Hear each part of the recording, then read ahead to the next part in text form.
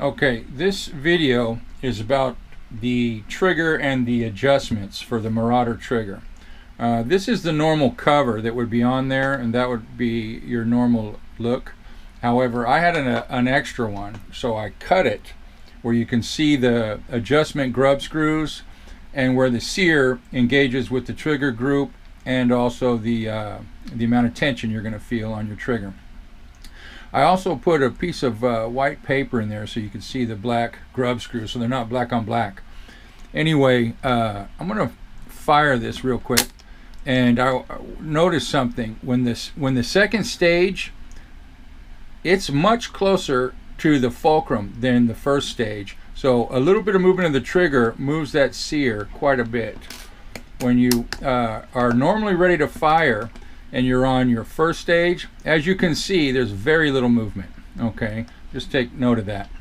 Anyway, so we're on the first stage now. So this screw adjusts the depth of engagement for your sear and your trigger group. And I'm about, I don't know, 75%, 80% engaged. The second stage adjustment grub screw sets the point where it takes over and stops the movement of the trigger group from under the sear. And I've set it to stop at about 20 thousandths of an inch. You probably can't tell from this camera.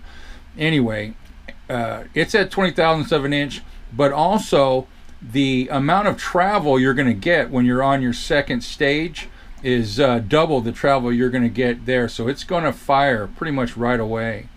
Thirdly, your knurled screw knob here adjusts the tension throughout this process. But anyway, so the second stage will fire now.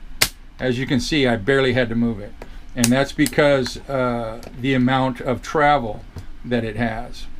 Anyway, that's how you adjust it, and you can adjust this thing to be a hairpin, and it takes almost, because the motion is this way and it drops out from underneath the sear, there's just no resistance. It's a great trigger.